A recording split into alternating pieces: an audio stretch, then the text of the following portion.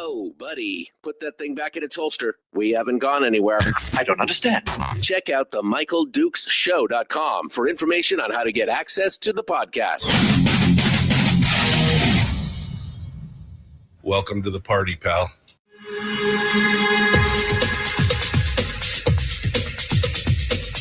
The Michael Dukes Show. The greed and the entitlement is astounding to me.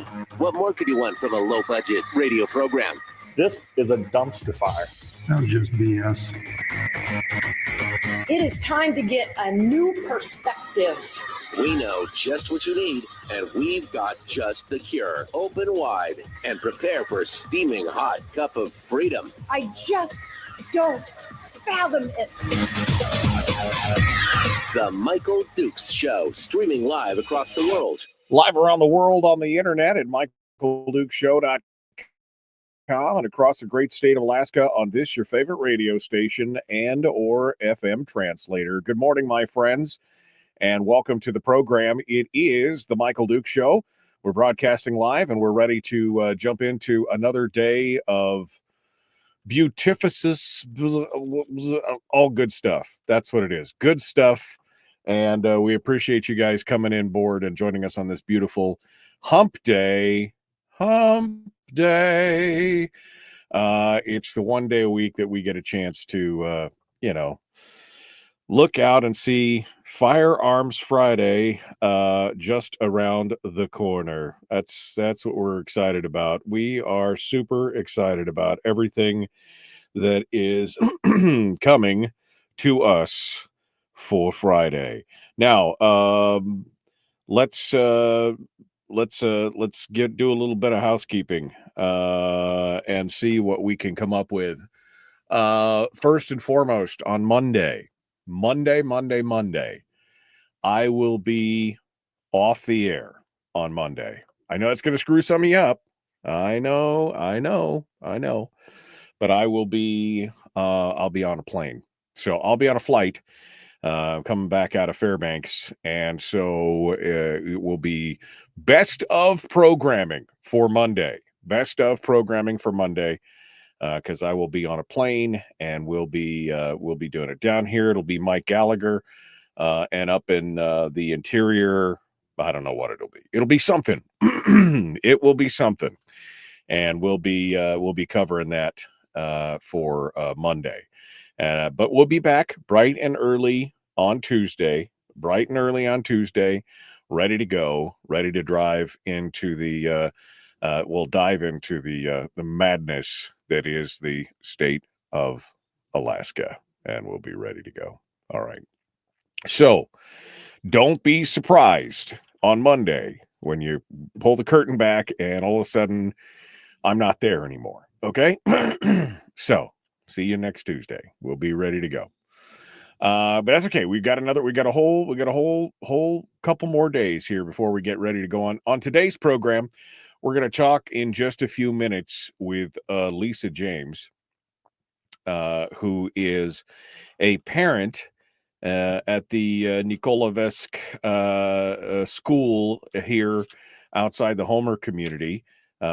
Just yet another victim of what I would say is malfeasance and misappropriation of all the stuff that's going on with the school district.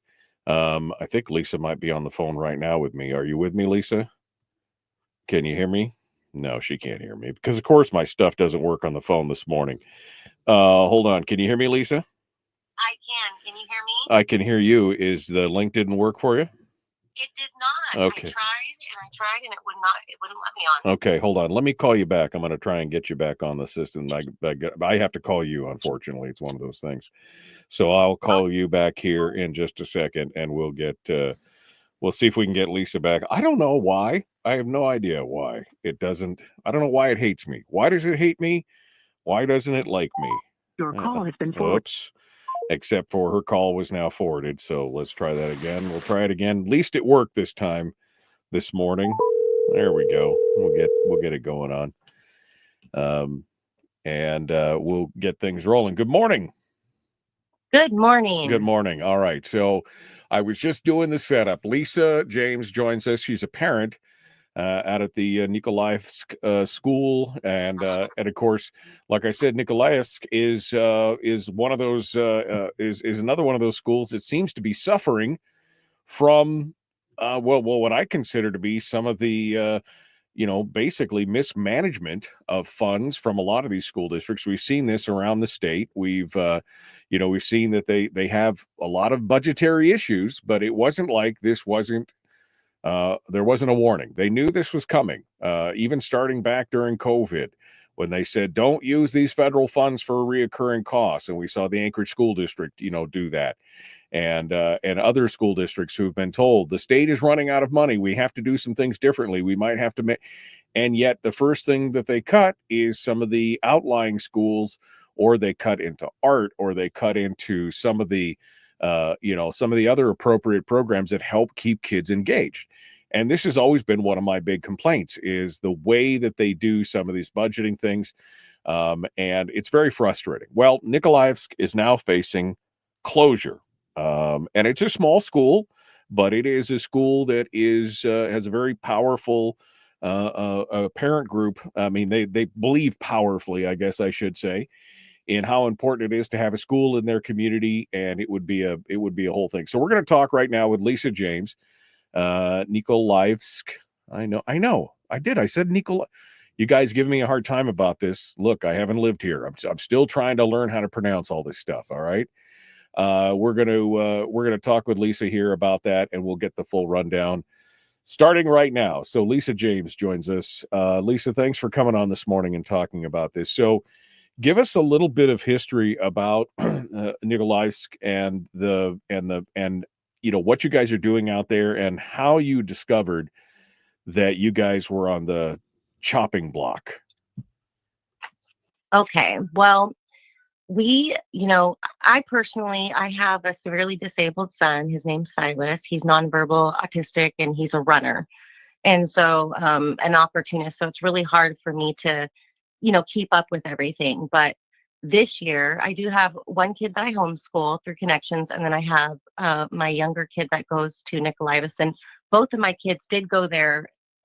I mean, my oldest is 15, and he went there since he was in kindergarten. So I'm very familiar with the school. We did the COVID thing, brought both of my kids home. One didn't work.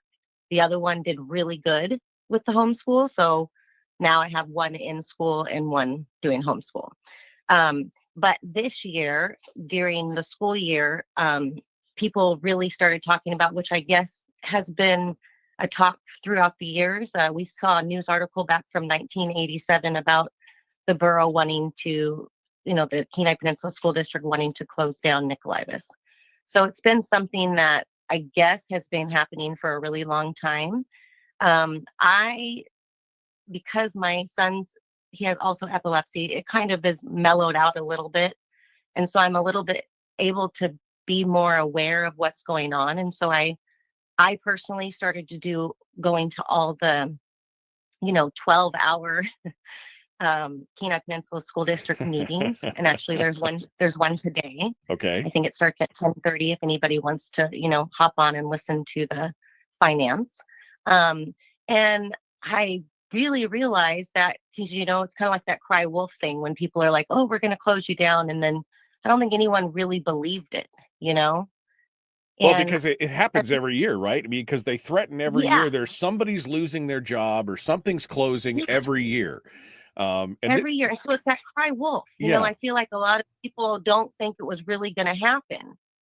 And when I would go to the meetings, I felt like every time I went, they would take all these other small schools off the board, but Nico never was one that, Nikolaevsk, however you want to say it, is one that didn't ever get taken off. Like, people were closing that school down because we had low numbers,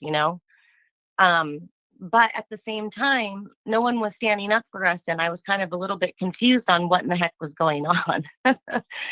So we started talking at school, and that's when we kind of started forming, we have a really nice base community. We have a lot of people that are we have like these open house gyms where we have volleyball and basketball, and we have 50 people showing up. I don't know. We just started. We got a new principal, and she has a 3-year plan. So I think everybody got really excited to finally have like a principal that was going to stay, because for the last few years it hasn't been like that. It's a And revolving door, people in and out, it has right, been. right. Yes. And then not only that, but another thing that I know that our community talked about a lot was our transportation. When the new busing station came in, they decided not to do our route. And it's funny because if you look at the Nikolaevsk jurisdiction, the whole part that Nikolaevsk, where we have, where it's our school jurisdiction, we have no busing route for any of it, the South Fork or Nikolaevsk. And they say it's because the hills are too steep. But at the same time, they did that route for years and years. Right. So I believe that really hurt our school, right. Inadvertently, So now they've told you. So anyway, So now they've told you, though, it wasn't Crying Wolf. They're going to close it unless you increase your attendance and enrollment up to a certain point. But they haven't given you a whole lot of time here into try and fix this up. Tell me, when did you guys find out that this was the real deal? So it was just, and that's the problem, is that because nobody was listening or taking it serious, I guess you could say, that we didn't know. And it wasn't until that they came out to our school and had a meeting out there. There was, I think, 5 or 6 from the school board that came in. I think it was 5 of them. And that was when they realized what was going on, and they, instead of just treating us like a school that has nobody, I don't know, I felt like they kind of opened their ears, because I know at the last meeting that they had, they voted to put us in the 1,000 category and then change the number. I don't know all this, because I'm just learning all this stuff. And that was the first time that they decided to move us, and it was out of 9 of them, there was 5 that voted for it. So if we get our numbers up and they do the 1,000 BSA, which that's something that I know Dunleavy just vetoed. So that's just where we're at, is we're just got to get our numbers up. And I know that there were so many years that, we have so many trophies and so many things. And I remember when our gym was filled, and our gym is beautiful, it's just gorgeous. I don't know. There's just so much. I feel in my heart and soul that this should be, because if they do close Nikolaevsk, this is my biggest thing. If they do close our small, unique, out of reach, because supposedly they can't get to us, so we don't have the transportation like everybody else does, because, it's a small school out in the middle of, nowhere. I feel like if they do this, they're going to keep on closing small schools down. And what I think they're beginning to realize is that these schools are the heart of our community. And if you close them, it literally will devastate these communities for the children, for our future children.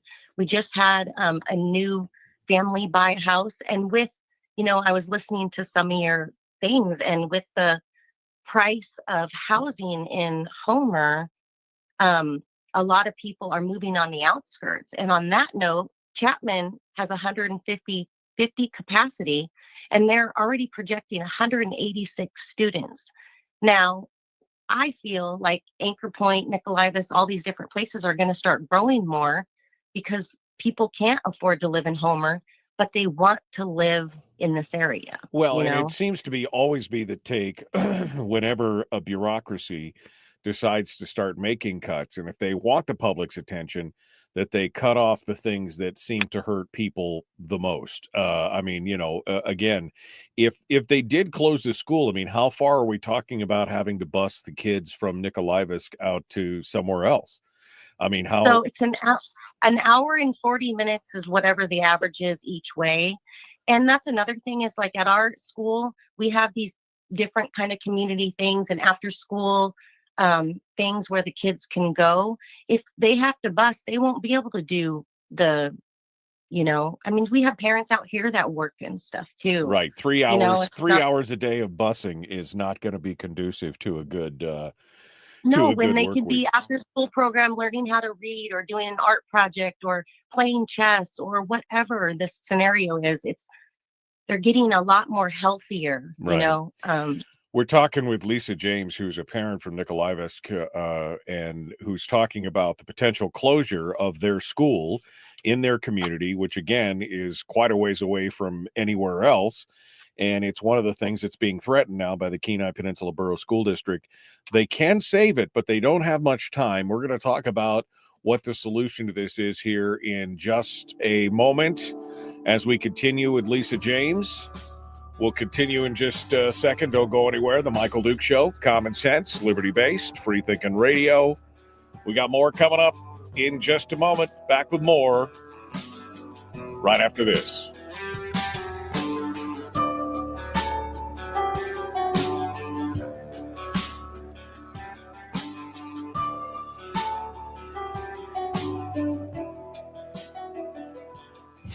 If you missed the show, you can listen to it on your time with Dukes On Demand. Oh, and it's free. Like America used to be. Streaming live every weekday morning on Facebook Live and MichaelDukesShow.com. Okay, we're in the commercial break right now, and we are on the phone with Lisa James right now. Lisa, it's just you and me and 70 of our closest friends on the internet hanging out during the commercial break. We're going to come back to the radio here in just a minute. But give me a little bit of background. I have not been to Nikolaevsk, and it took, in fact, when you called me, I was like, okay, I've heard of it, but I don't know where it is. So I had to Google it. Where is it? What is it doing? I mean, you guys kind of are out in the middle of nowhere. You are a significant jaunt down the road from pretty much anywhere else. I quite honestly can't see how the school district could even. I mean, look, I'm not one for big government mandates, right? That's just kind of not who I am. But at the same time, the government has been required to provide schools for all these rural communities off the road system and everything else, because, even for as little as 10 students, because that's a state requirement that they provide education. If they've got to bus kids. And I believe, I'm sorry, go ahead. I believe that number was there to protect these small schools. Like, Yeah. if we got under 10, we could close down. But if we can keep above 10, I feel like they should keep us open. Yeah, well, and you guys have got above 10, but I mean, if they have to spend 3 hours a day on a bus, I mean, that makes no sense whatsoever in my mind. When I look at that, I go, that doesn't make any sense. And it seems like, again, a lot of times some of the bureaucracies, it just seems kind of punitive to see, like, okay, we're gonna ding this, we're gonna ding this community, and it feels like it's an attention grab, like I said, to show us, hey, we really need this money, and if you don't, we're going to cut essential services, we're going to cut music, we're going to cut art, and we're going to cut these small schools out, and that'll show you, kind of thing. That's kind of how I feel sometimes, how they're dealing with this kind of stuff. But I just don't. Go ahead. I feel like when I went to the meetings, that's how I felt they were treating us. Like, I didn't feel like they were treating us like we were community, and that if they closed our school, it was going to devastate us. Right. They didn't act like that. I mean, it would literally devastate our community. Like, I can't stress, like, my son, like I said, he's a runner, and sometimes he gets loose. The reason that I have a huge list and of people, like, if I lose him, it's called Silas's Silas's safety or something. And I would just hit that and hit go. And all these people in the village would get on their 4-wheelers or whatever and start looking for my 15-year-old that can run into the woods or whatnot. And I wouldn't have that if it wasn't for the school. Like, they don't understand how much the school keeps the community. I've seen other places where small schools have shut down. People start moving there with no kids. There's not hardly any growth. I feel like there's going to be a lot of growth, especially with Homer the way it is in pricing. Right. Yeah, no, I mean, people will move to the outskirts or outlying communities. But yeah, so this is this is one of those things where I have some frustration. But the good news is you guys can prevent it. It just, you need to bring some enrollment up, and it's a big push to try and get some of this enrollment up here. But you have a few Yes. short number. So, and I guess I don't want to ask this until we get back on the air because, well, I mean, I guess we will repeat it. When did you find out that you had a deadline and you had you had an enrollment goal and you had a deadline? Has it just been the last few days? Yeah, just in the last, like they literally gave us a week. We put up a bulletin board, we put up a sign, tried to have an open house in 2 days. So it's been less than a week that they've given us to do all this stuff. I feel like until they came out to our school and gave us an opportunity to talk, when I would go to all the meetings and sit for 12 hours, I don't feel like they even cared. In my heart, it's so hard to say that, but until they came out there, and after that, it was like they all wanted to like know more about why, what happened to our school, why it went the way it went. And that is one thing that, needs to be a little bit talked about, is the reason it went the way it went is because that is a Russian village. When they took out the Russian language out of the school, when they started to try to take out the Russian holidays, it made the school want to go kind of a charter way. Hold on. Take it out. Hold on. Okay.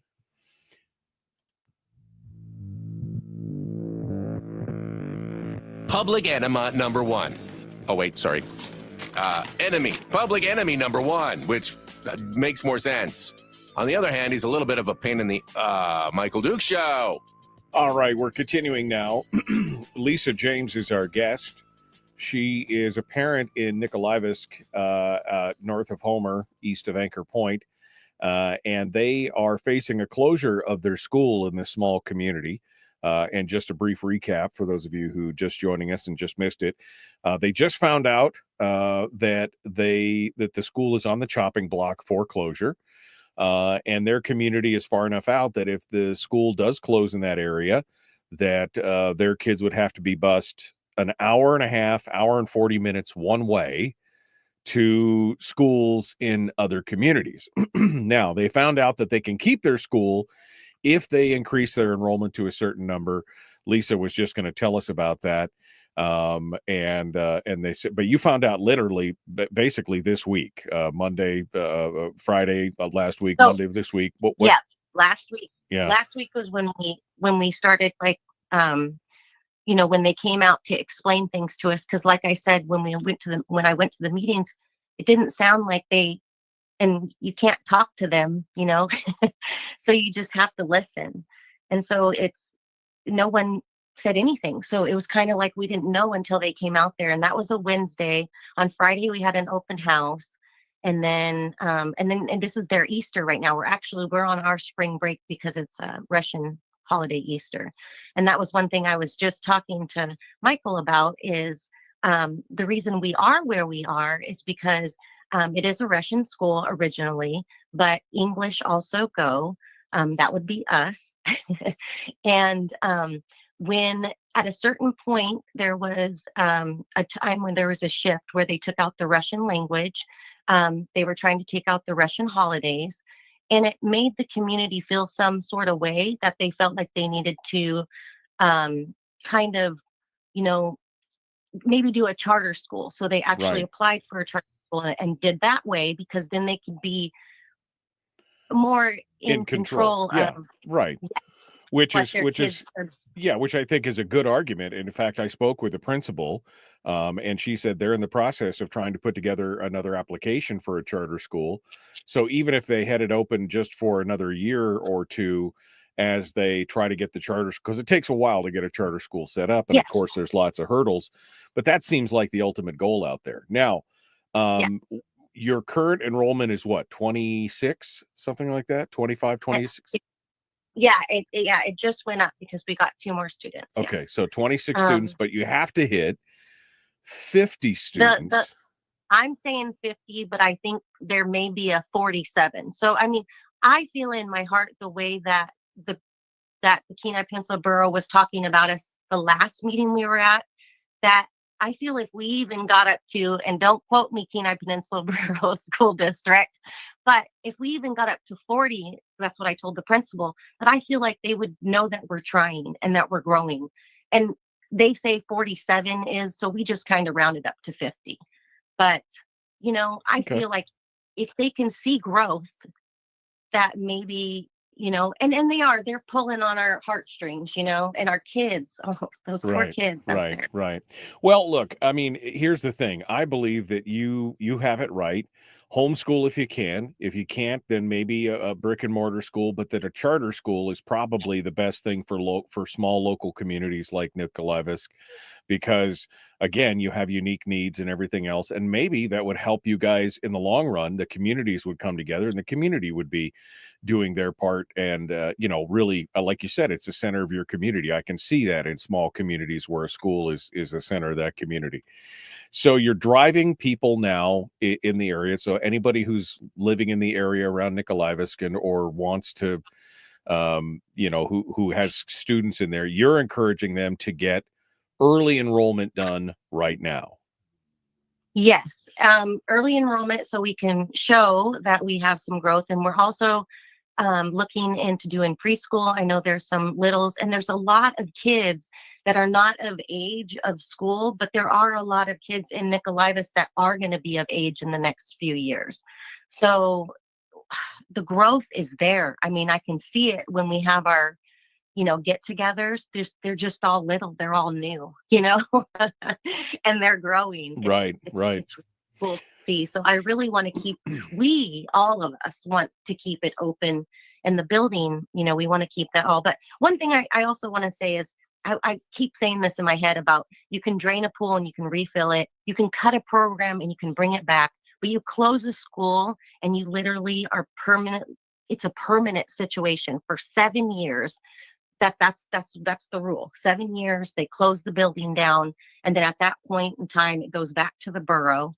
But that will devastate these communities. So, like any small school, that's going to be on the chopping block because you know that once they do it once, they're going to do it more. We all need to like be proactive in this to make sure that we're protecting our little communities and our little schools, since we kind of understand, you know, you can't. The money just isn't there, but you know, they have things like, you know, I've listened to, like, it's called Quest. It's for the, you know, kids that are really smart. That's $750,000 a year that it costs to run that program. There's, you know, this thing called it's called middle college, I think, and it's where kids are able to do some college credits during high school, I think. And at the beginning of this, it started, you know, 2 and 3 kids were able to get in. They now do 126 kids. And I feel like in my household, when I'm not doing that great, my kids don't go to summer camp. Not that my kids go to summer camp, but the point is that you have to cut some things Right. that are called extras. Right. But then when you tell the kids, hey, when we're doing better, we'll bring those extras back, right? Right. We'll fill the pool back up and we'll put the program, but we don't want to close schools, because if we as Alaskans are thinking about growth and wanting to grow, that is the worst thing to do, is to close down a community where they don't have the ability to grow. And of course, there is another side to this coin, Lisa, and I you know, I have to bring it up because it is a problem. I mean, we as the state, we're broke. We're out of money. Yes. $500 million in deficit right now. Now, Yes. I personally feel that many of these issues that we're hearing and the clamoring that we're hearing from school districts across the state is in some ways a self-inflicted wound. These districts have known for a long time that enrollment is declining. They've known that the state has had a financial crisis looming. The governor's 10-year forecast for the last 5 years has predicted deficits for the last 5 years. The 10-year forecast said, here's where it's going to be starting in 24, 25, 26. We're going to be in the hole. We're going to have a hard time. These school districts knew that. And so a lot of this, I think, personally, is mismanagement of the school districts themselves, knowing that this was coming, but expecting that the state would always bail them out and not making a lot of those harder choices or harder cuts or, you know, bringing down administrations or anything else. But I think you guys have the right idea. The homeschool what you can, have a charter school for everything else, because you guys would have local control. And also, I mean, the community is probably going to have to pony up, a little more money on their end to be able to keep all this together, don't you think? Yes, and that is one thing that I also want to discuss is in these meetings that we've been coming together as a community, we have so many great ideas. Excuse me. There's so many great ideas. Like Miss Maples comes with this thing. I actually did a little presentation, I guess, where she has these machines that you can learn how to do electrical. You can learn how to work heavy equipment, and it's like a video game or whatever, and it's really cool. And I was impressed. And she was talking about, maybe setting up a program there for doing kind of like AvTech, like having some vocational school Right, within CTE, our right, school. career technical education. Yes. Right, yeah, And we've also talked about, because the power bill, we know how much the power bill is. In Nikolaevsk, we do have a small, little board, but we don't have a lot of money. So we were talking about maybe we could work on getting some solar power to help with the electricity bill. Just do some things, and maybe some great ideas on how to maybe bring revenue in to our community and to our school to yeah, help do those things. So we're like not even, looking at numbers, but we're looking at ways to grow, ways to, my mother-in-law, she wants to start some kind of, because a lot of people like to subsistent living and doing a community garden somewhere at the school or whatever. And so that way the kids, and I don't know, there's just so many really amazing things that could help. We could have our little own farmers market. I talked about having like maybe once a year doing a little a Russian like fair kind of thing where you get to come and have Russian food and right, have the Russian culture experience. I don't know, well, just something fun. I think your We've guys' been I think your guys' idea of bringing the charter school in there is probably the best bet, because then you guys will have more yes, control over what's going on. But it's going to exactly, and take, be able to do yeah, these things. it's going to take some time. We're down to the last couple minutes here before we're going to take our break, and so why don't you give me final thoughts here, and how do folks help out Nikolaevsk? I mean, how do the folks in Nikolaevsk, how do they, if they haven't enrolled their kids, what do they need to do? Give us your final pitch here and your final ideas. Okay, so for one, the main thing that everyone's given advice to is email. Go to events that our politicians are at, like our mayor, Peter Michichi. I don't know if I ever say his name right, but email them and let them know how important these small schools are to our communities. And then also we have an open gym and open weight room on Sundays from 2 to 4. Unless it's a holiday, then we won't be open, but that's just open to whoever wants to come. And then we're also going to have some open houses, which I will put on. We have Homer Communications on Facebook and Anchor Point and all those. We'll put when those are coming up for open house. And then we usually do a basketball or a volleyball where we play games, and it's a really good turnout if people want to come out and check out our school. And then you just go to the Kenai Peninsula Borough School District, and then you can enroll your school through there, or also call Miss Maples. That's another thing that you can do if you have any problems doing that. And like I said, and then every Monday, the first Monday of every month, if anybody doesn't know, that's when the Kenai Peninsula Borough School District does their meeting, but they do have a meeting today. They sometimes throw in extra meetings. So right. Well, because they're in crisis right now, they have to throw in extra meetings. I know they have extra meetings. Yeah, I listened. I'll be on it today at 10:30. I'm the kind of the one, because I know a lot of what really stinks is when they have these meetings, teachers are in school, a lot of people work, and so they can't listen to the whole 10-hour meeting or whatever. Right, exactly. And so I try to be that person for everybody, and then kind of come back and either share the bad news or the good news. And last meeting, it was good. I'm feeling good about Nico. We are feeling good about Nico.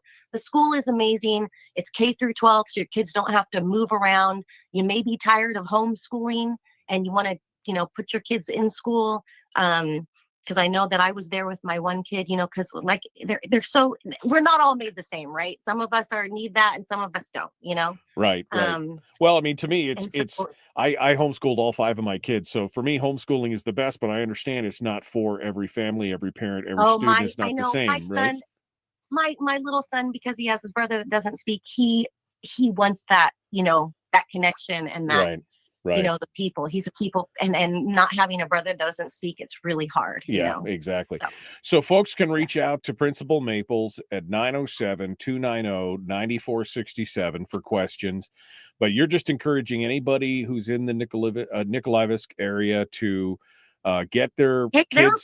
There are people back in the day. There were people back in the day that drove their kids all the way from home or out there. Yeah. And Miss Maples did say if people were worried about, their transportation, she would love to brainstorm with you. Like if you really want to go, but we're worried about transportation, she'd love to brainstorm and figure out things. We're right. We're a really close knit community. I said niche the other day. She's like, it's knit. I'm like, oh, but anyways, we are really close and stuff, and kind of look out for each other's kids, and it's a really good community. And I think that if anyone chooses us, they're really gonna like growing with us, because that's what we're doing right now. We're growing, Well, again, I think, and I potentially, I'll be honest with you, and I almost hate to bring this up, but I think that the possibility is there that you guys may have standing in a court case as well, because they're supposed to provide, again, the state constitution provides for education. Now, maybe that could be classified as correspondence. And like I said, I'm a proponent of that. But since you guys are out there, and if you're talking about 2.5, 3 hours a day being on a bus trying to do it, that's a tough thing to do. Although there are other communities in the state who are still doing that. But I hope you guys are able to hold on to what you got. I'm encouraged to see that you guys are willing to step up to the plate. And, if you guys have to fund some stuff, you will. If you have to bring it, you will. That's what we need to see, more communities coming together and being willing to throw some more money in the kitty, or, personal involvement, get out there and do what they need to do.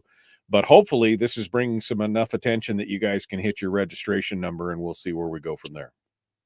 Yeah, and I'll love to meet whoever decides to come out. And even if you just want to come out and see our school, come out and play some basketball and volleyball, and I'll give you those dates whenever we figure them out. They kind of give it to us week by week. So, all right. Well, Lisa James, again, if you have questions about this, or if you want to help out, or you want to help be part of the solution, you can call Principal Maples at 907-290-9467.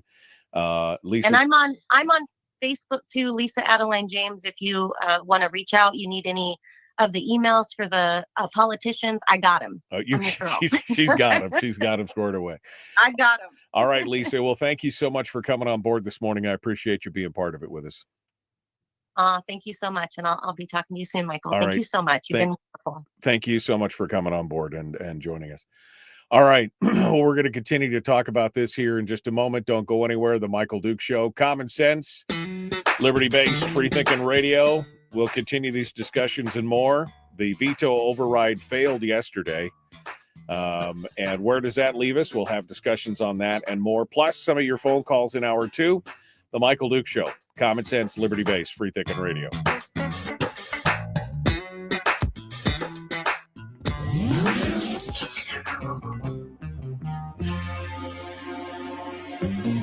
Listened to by more staffers in Juneau than any other show, because their bosses told them to. And after what they just heard, oh man, they're going to be pissed. You're a bad, bad man. The Michael Duke Show.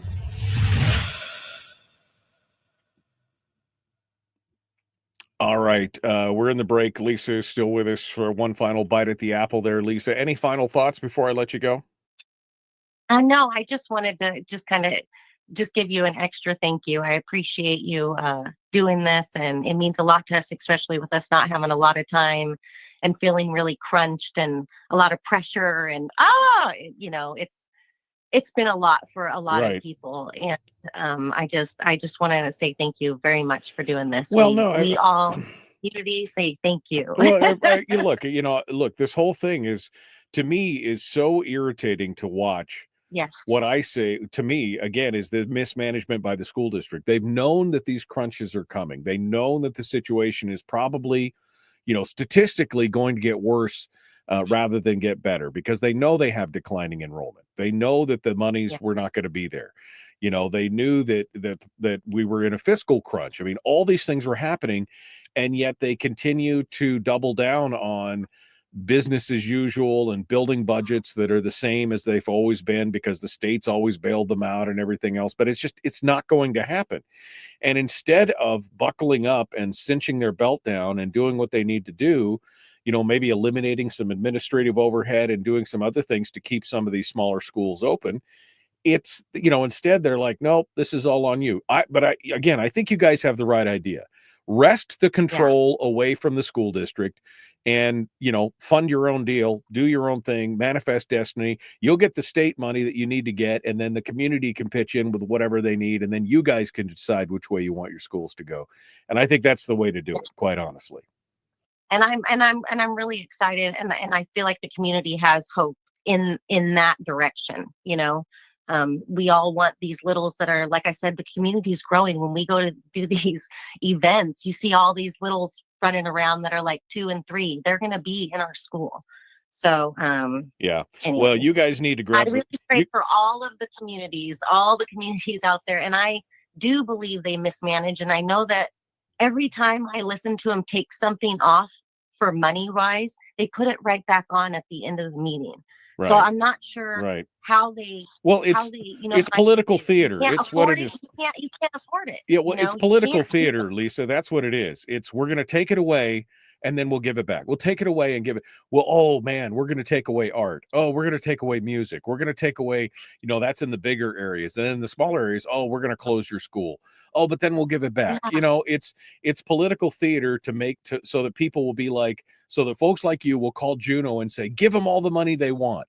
That's the thing. Instead of being transparent and being, righteous and good with the money that they've been given, they want to mobilize the parents to go out there and be their stalking horse and essentially cry to the legislature to give them more money. But unfortunately, there's no more blood in the stone. So you got to do what you got to do. And I heard you talking about the dividend too, how that's not, or you guys were talking about the dividend, how that's not sustaining itself. I feel like, I know this is horrible and people probably are going to hate me for it, but I think a state tax might be in our future, especially if the dividend can't. Well, we're already being taxed. We're already being, they're taking 2/3 of the dividend already. They're getting all the royalty monies and all the taxes and everything else. They're already getting a bunch of money. But once that runs out though, that, we have to maintain our roads and something by something. Well, and right now they're stealing from us, but I'm just saying, once that isn't, they can't take that money no more. Well, they're going to have to go down. They're going to have to live within. What happens to you if you can't pay for all your stuff, your lifestyle? I know. Right? What happens to you? I don't get to do the things. Right. You get to cut your lifestyle down to live within your means. Yep. And I think it's time for the state to start looking at that as well. You and I. The same. Yeah, exactly. So, all right, Lisa. Well, thank you so much for coming on board. Thank you so much. Appreciate it. Okay. Bye-bye. All right. Thanks for calling in and being part of it today. Yeah, I mean, look, and this is why I would never have my kids in a fight like this. I don't have the same situation that Lisa or some others do, where they have to have their kids in school, because of autism or disabilities or something like that. But this is why I would have, and that's why homeschooling has been such a blessing in this state. And quite honestly, it's why homeschooling is doing so well in this state, because people are sick and tired of this BS that they keep slinging around. We're going to cut everything. Okay, well, cut away. Clayton Holland and folks in the administration can't keep saying they inherited this mess and keep taking pay increases and bonuses without making actual changes, says Cindy. That's part of the problem. I mean, you've got this bloated administration. Almost every school district has a severely bloated administrative core. Sarah Montalbano talked about that with us. Many of these school districts went from having, 2 or 3 teachers per administrator to now they've got 2 or 3 administrators per teacher. I mean, that's just not sustainable. You can't continue to build the overhead. And Mike Cronk actually has an epic opinion piece in the must read that we're going to talk about here in just a bit when we get back, and we're going to continue on this, and we're going to keep talking about it. All right. The Michael Duke Show, common sense, liberty-based, free thinking radio. Let's do it. The Michael Duke Show. Not your daddy. Wait, sorry. Not your daddy? Ooh, not your daddy's talk radio. Whew. I was scared for a second. Thought we were going down. Here's Michael Dukes and the show. Okay. We're going to continue here. We got some stuff to talk about. Just finished up with Lisa James from Nikolaevsk, talking about their challenges up there. And this is probably something that's going to be repeated in a lot of areas. And like I said, I mean, my advocacy is for you guys to take the bull by the horns and homeschool your kids instead of sending them in there to be in this tug of war with the school districts, right? The school districts are, I mean, these guys, it's a hot mess. It's a hot mess going on over there in the school districts. We don't need to be,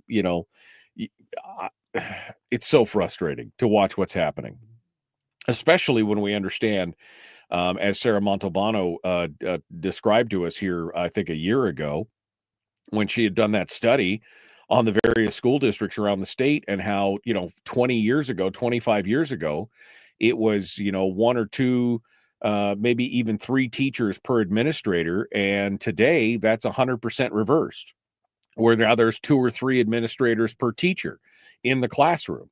That's a mismanagement problem. That's an overhead problem.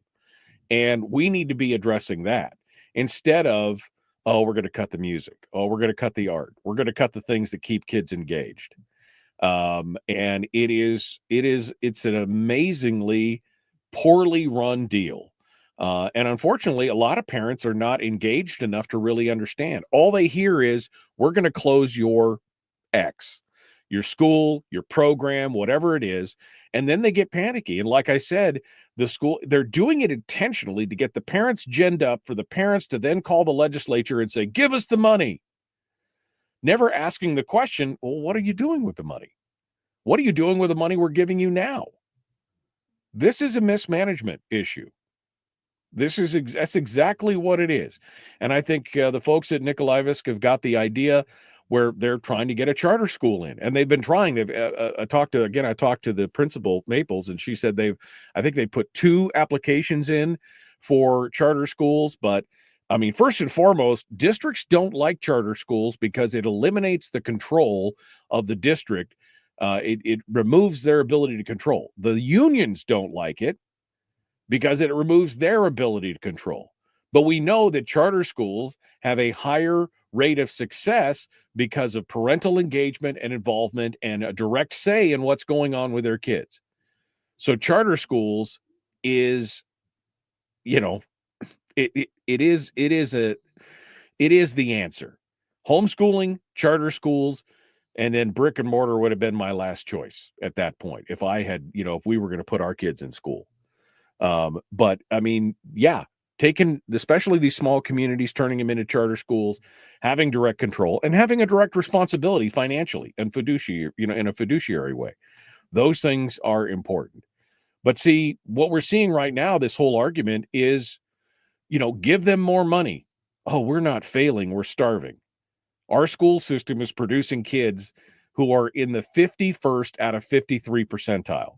We spend more money than almost any other state. We're like top 4 or 5 spend per student in the country, and yet we deliver results that are 2 from the bottom. That can't continue, folks.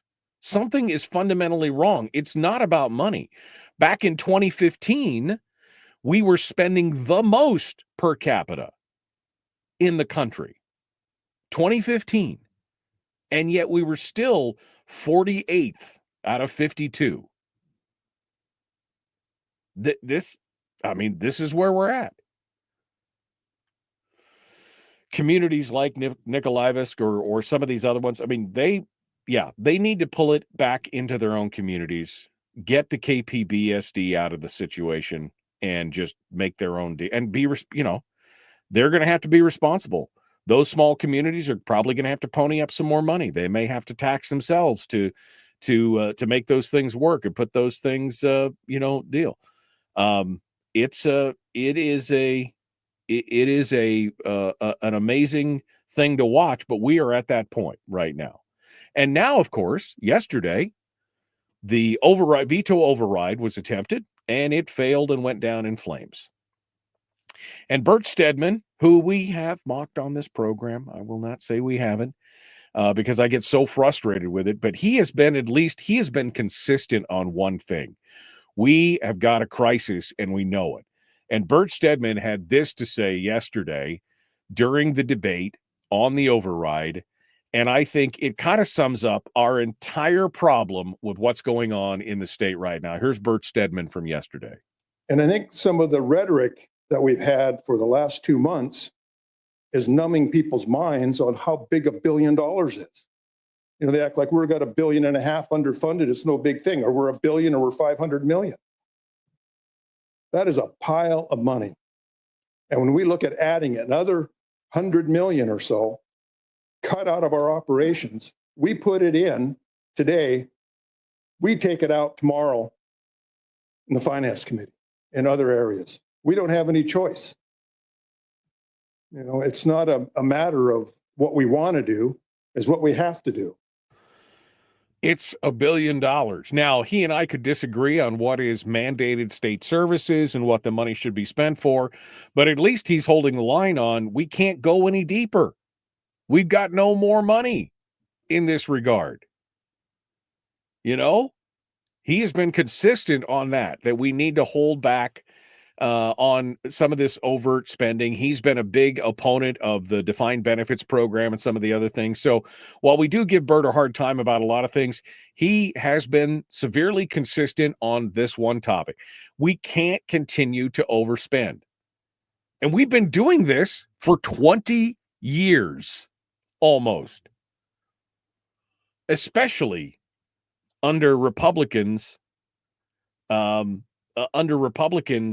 you know, during the Parnell administration and part of the Palin administration and everything else, when we spent, you know, $16 billion out of our savings account, the CBR, when we knew it was going to cause a problem. We were balancing our budget on our savings account, and that is unsustainable. We know it. And unfortunately, I think a lot of people are going to feel the same way that Lisa did. She said there at the end when she was off the air, she felt like, well, taxes are going to come and we should, you know, we're going to have to pay. We don't want taxes. I mean, I understand that it potentially is coming, but the problem is we're not living within our means. And if we just give them more taxes because the permanent fund dividend disappears or something, they're just going to spend that money as well. They haven't been fiduciarily responsible with what they have right now. Giving them more is not going to fix the problem. All right, we got to go. The Michael Duke Show. Common sense, liberty-based, free thinking radio.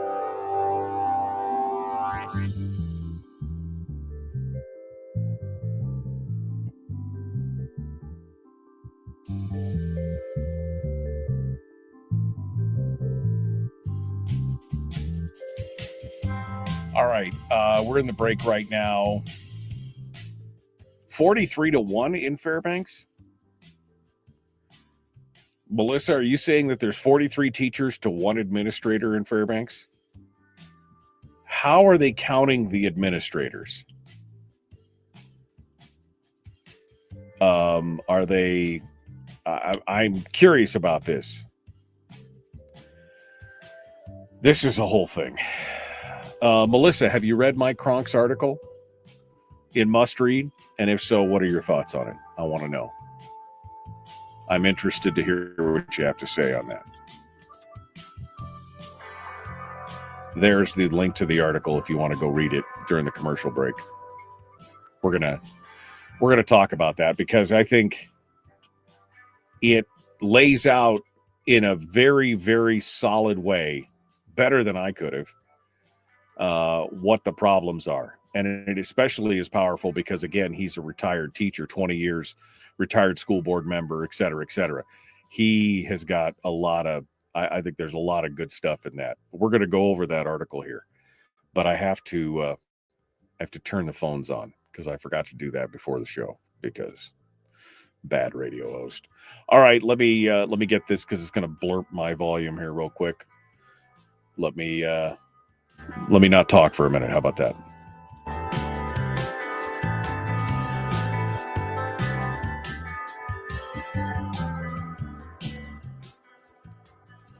Oh, look at that. It didn't do it too bad. All right, so phone lines are now up and running, and we're gonna take some calls in an hour or two. And I want to get some of your thoughts on what you just heard from Lisa, because I know some of you are not very sympathetic to the whole thing, because you're basically saying just, homeschool the kids. And, look, I've always been an advocate of homeschools, but there are people out there who just, maybe single families or, single parent families or whatever, they've got special needs kids. It's a very difficult thing. I understand that correspondence or homeschooling is not absolutely for everybody. I'm happy to hear that Nikolaevsk is going to is trying to get into a charter school situation, because again, I think that kind of control at the local level is the best, especially with parental involvement. But you guys can give me your thoughts on that as well. So phone lines are now up and running. 319-527-3864. 319-527-3864. If you want to sound off, phone lines are open now. You can get in the queue and we'll talk about it.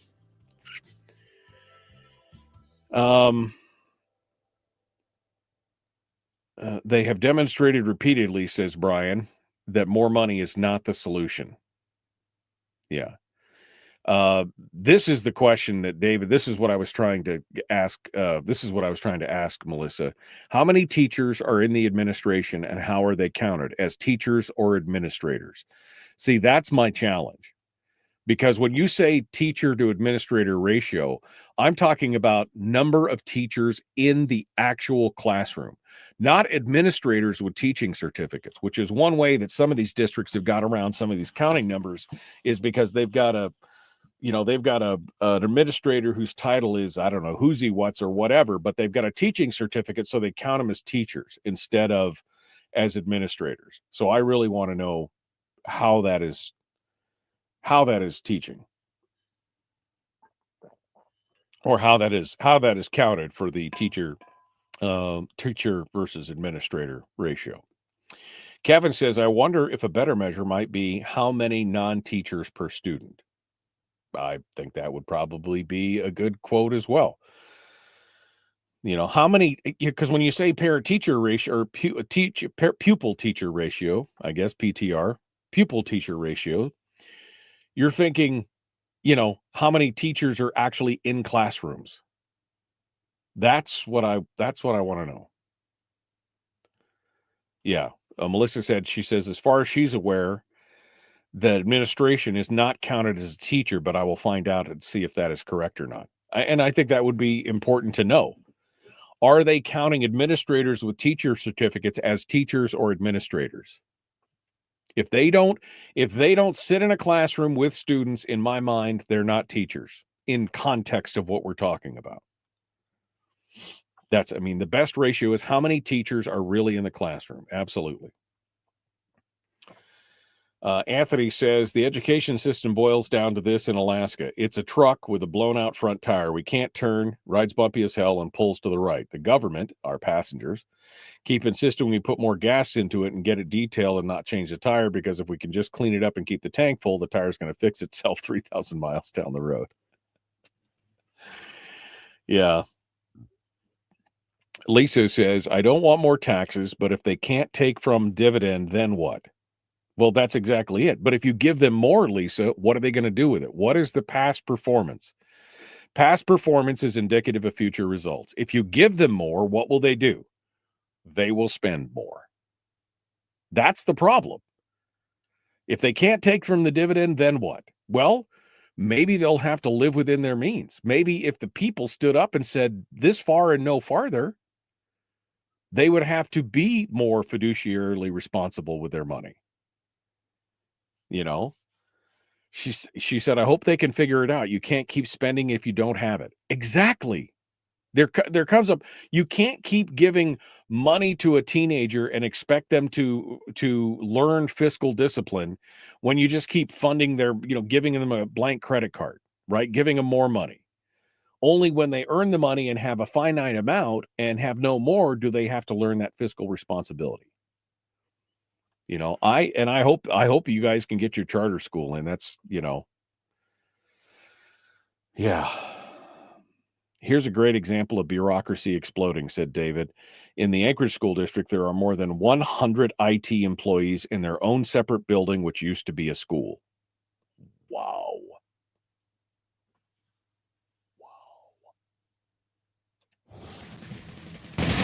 Whoa, buddy. Put that thing back in its holster. We haven't gone anywhere.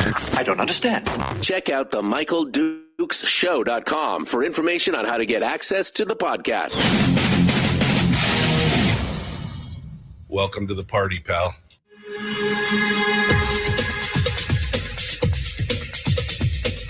The Michael Dukes Show. The greed and the entitlement is astounding to me. What more could you want from a low-budget radio program? This is a dumpster fire. That was just BS. It is time to get a new perspective. We know just what you need, and we've got just the cure. Open wide and prepare for a steaming hot cup of freedom. I just don't fathom it. The Michael Dukes Show, streaming live across the world. Live around the world on the internet at MichaelDukesShow.com and across the state of Alaska on this, your favorite radio station and or FM translator. Welcome back to the program. It is the Hump Day edition of the show. We could see Firearms Friday from here. That's right. Hump Day, middle of the week, downhill slide. We're ready to get things rocking and rolling. All right. A little bit of housekeeping. Just a reminder that on Monday, the show will be on hiatus on Monday. We'll be off the air. You'll have alternate programming in Fairbanks and down here on the southern peninsula because I'll be traveling. I'll be on an airplane. Can't be on the show. I mean, I could try, but I don't think the internet would be strong enough on the airplane. And they probably would not appreciate me spreading all my stuff out during the thing and then telling them to wait to deplane me because I'm still on the air. So anyway, we're going to be off the air on Monday. We'll be back on Tuesday with Brad Keithley and Chris Story, and we'll be doing it. So again, Monday, hopefully it doesn't, it's a big deal. Anyway, so for this hour, I am ready to take your calls. Now, we just listened to Lisa James in the last hour talk about the plight of Nikolaevsk School and what they've got going on out there. But this is a thing that's going to be repeated and has been repeated at one level or another around the state. Again, my assertion is that this is the school districts not being fiscally responsible in a lot of ways. That they should be, they should have they should have seen this coming. I mean, we've been talking about it on the program for days and days and days and days and years. Why is why is this so surprising to people? Like shocked. I tell you that we're out of money. We've known we were out of money. We've known the school districts were going to have problems. Again, the projected enrollment is still declining across the state. Almost every district has a projection of declining enrollment. And since they're paid on a per pupil basis, we knew that they were going to be losing money. Not to mention the fact that the state is busted, right? Come on, guys. Come on. This is ridiculous. Anyway, somebody just said, I need a guest host for Monday instead. And they nominate Harold to be the guest host. Oh, man. Okay. Maybe I should just put a carrier signal on the air for 2 hours. That probably would be more entertaining. All right. Anyway, so the phone lines are open this morning. I want to get your take on this. I mean, you just heard what Lisa had to say, and I know some of you were sympathetic and some of you were not so sympathetic. You chose to live there, was one of the comments that I saw in there. And they're right. I mean, those are them's the breaks. Sometimes life is tough in the tundra, as my grandfather used to say. Life is tough in the tundra. Sometimes you got, there's trade-offs and but again, don't continue to tell me that you're going to do all these things and then blame us for it. You guys have had the money. You guys have been running these budgets. Don't keep giving yourself raises. I mean, didn't the administration in the school district here in the Kenai, didn't the superintendent just get like a $10,000 raise last year? I mean, apparently doing such a good job, they got a $10,000 raise. I mean, and these guys are all making six figures, right? I mean, six figures, 190, 200, $200,000 with benefits and everything else. I mean, come on. It's a thing. But yeah, come on, gang. We just need to open up the permanent fund. We promise we'll be frugal next year with it. I'll pay you next Tuesday if I can have a hamburger today, right? Wasn't that the wimpy thing? I promise to pay promise to pay you next Tuesday for a hamburger you give me today. And that's what we're doing. We're living on that kind of stuff. So the state lawmakers yesterday, the legislature fails to override the governor's veto. And again, I think Bert Stedman, who has been criticized on this show for many things, but has been consistent on one thing, and that is, the long-term fiscal impact of continuing to spend more than we have. Now, he's done some things to try and balance that I have not agreed with. And I think overall, he and I probably disagree on what the size and scope of government is. But yesterday, he had some pretty harsh words for his fellows and basically essentially saying there is no more blood in the stone. And I think some of the rhetoric that we've had for the last 2 months is numbing people's minds on how big $1 billion is. They act like we've got $1.5 billion underfunded. It's no big thing, or we're $1 billion, or we're 500 million. That is a pile of money. And when we look at adding another 100 million or so cut out of our operations, we put it in today, we take it out tomorrow in the finance committee, in other areas. We don't have any choice. It's not a matter of what we want to do, it's what we have to do. So he's basically saying, sure, you can override this, but that just means we'll take the money out of somewhere else. Which, again, if the House had done their job and put forward a bill that had both the expenditure and the funding mechanism, they would have had more. I mean, Will Stapp would have voted for it. He's already said that. If they had showed where they would have paid for it, he would have voted for it. Which, again, I disagree that they need an extra $1,000. Again, I can't stress this enough, folks. I cannot stress this enough. This is mismanagement. They knew this was coming. They have known for years this was coming. The projected enrollment decline this has been a 10-year forecast, right? And they knew the state was out of money because the governor's 10-year forecasts have also said that when we hit the 24, 25, 26 mark, somewhere in there, back in the day, 5-6 years ago, it would float around. They weren't exactly sure when, but they knew they were going to hit big deficits.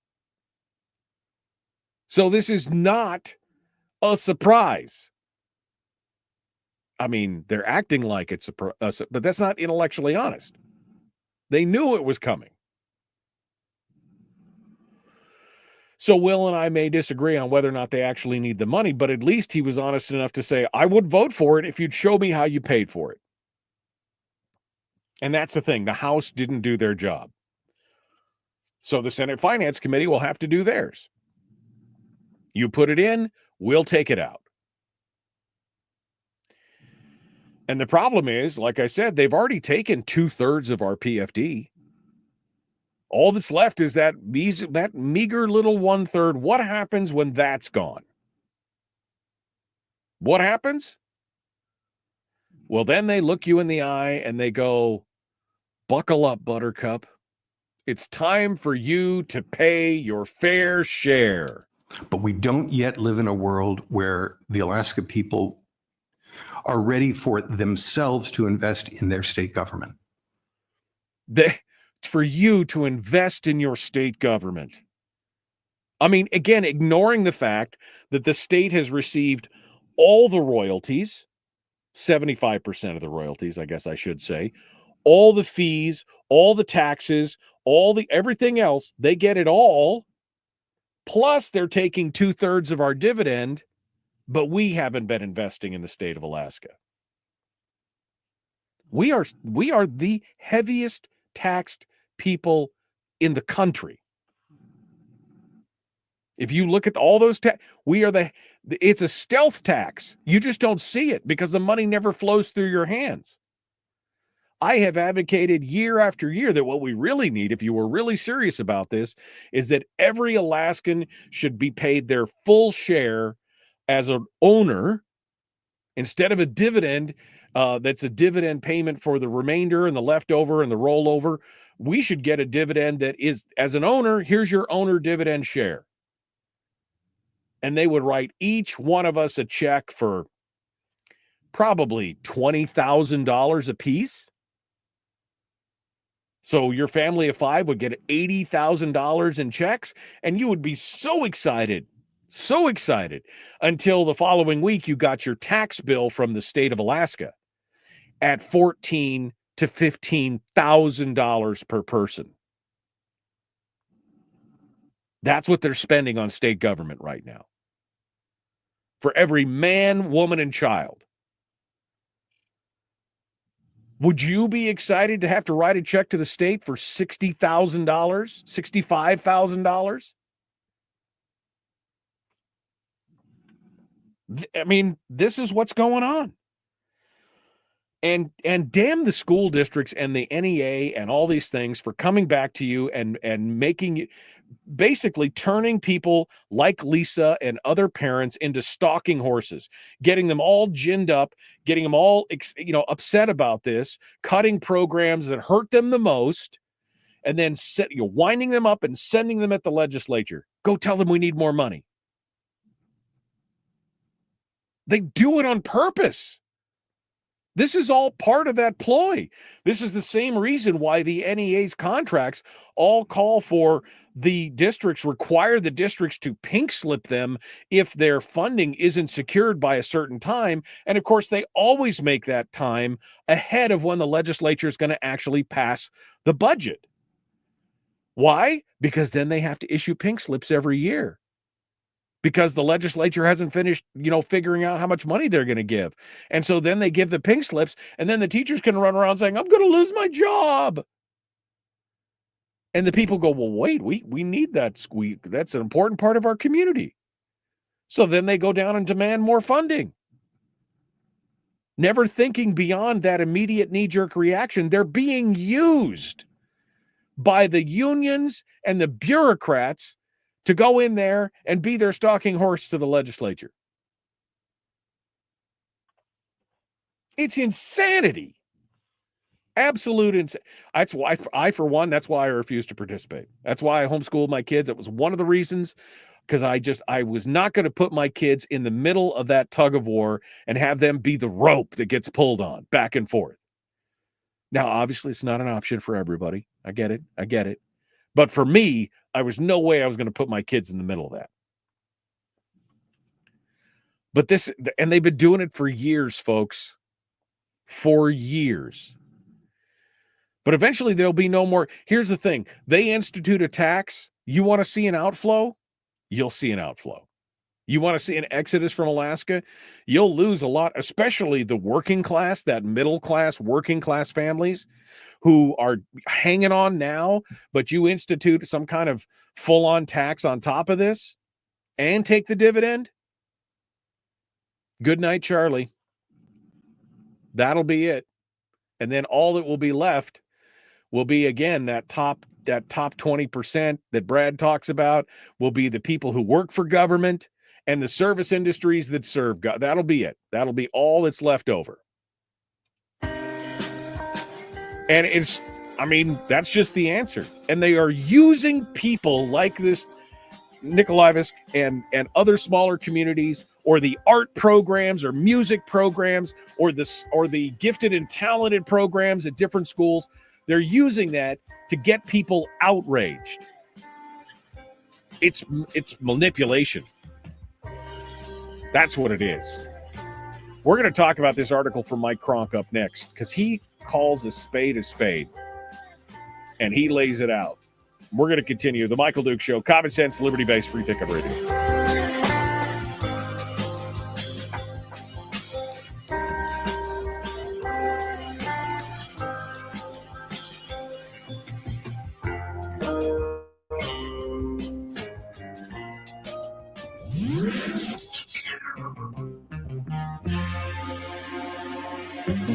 Listened to by more staffers in Juneau than any other show, because their bosses told them to. And after what they just heard, oh man, they're going to be pissed. You're a bad, bad man. The Michael Duke Show.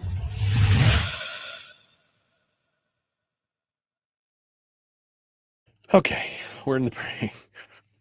Gonna burst a blood vessel. Let's see. I'm scrolling backwards here.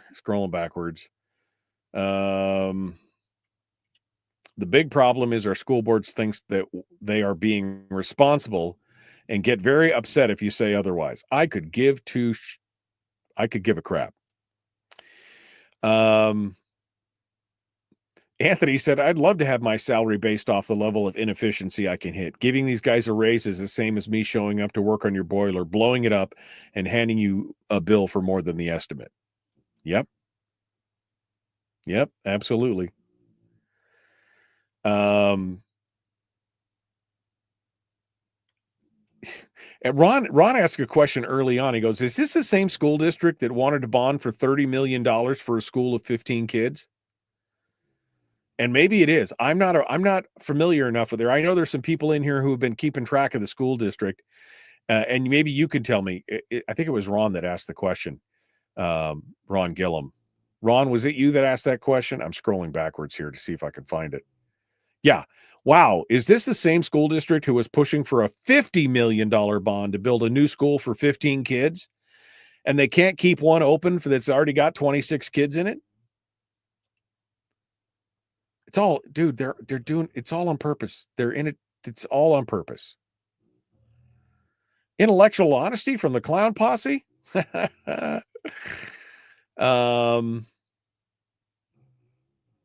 see.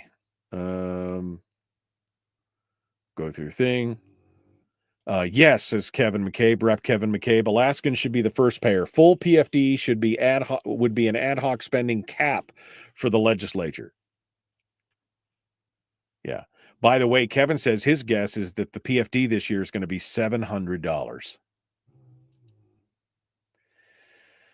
Pink slips are in state law. It's been there since the 70s, said Rob. And I apologize. I misspoke. He's right. It's not the contract. It's the law. But I can guarantee you who was supporting that law when it went into place, right, Rob?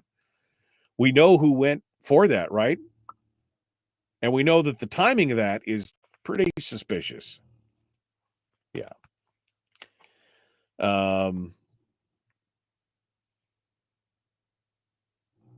Yeah. Let's see what else. Lisa's still in the chat room. When you buy property for raising a family, seeing a school right in your home was a big reason you picked that area. I've seen small communities that the school closed down and no growth. In Oregon, they have Bridgeport and Perrydale both. I went to school and they're located oddly, but it keeps the communities growing. Went there, was 13 class. There were 3 foreign exchange students. We need to grow, not be living in fear. I mean, I agree with all that. But again, we've got to find a way to make sure that we pay for it all. That's part of the problem. And what we have right now is people who are not doing well with the money.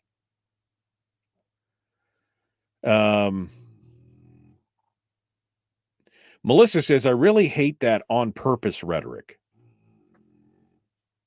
I mean, Melissa, I'm not trying to hurt your feelings. I'm not trying to hurt anybody's feelings. But if you don't think that the NEA is doing a lot of this stuff on purpose, is being calculated in the way that they're manipulating this stuff, I mean, I think you need to open your eyes. It's intentional. They're finding ways for other people to carry their water. This is it. And you're doing a yeoman's job. This is not a criticism of you. You're doing a yeoman's job trying to get this done. This has been an ongoing problem. Lisa says they can't take the dividends and get taxed. That's robbery. Welcome to the party, pal. That's what they're doing. That's what they're doing. I heard the "I'm going to lose my job" mantra last night, said Bill. It was a very intimate church function, so I bit my tongue. Okay. I gotta, no. Okay. All right. We gotta go. We gotta jump back into this here. The Michael Duke Show, common sense, liberty-based, free-thinking radio. Like, share, subscribe, ring the bell, do all the YouTube-y stuff. Rhonda says we need a bigger, more creative conversation about how we deliver education.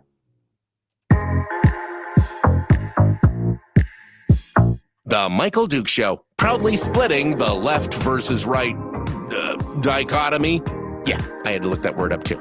I don't think it means what he thinks it means. Here he is, though. That guy, Michael Dukes, the one with the show.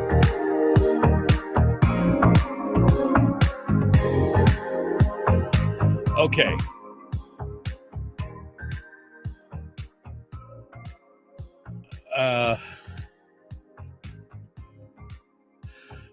Sorry, I got a little agitated there, and now the chat room, we're going back and forth.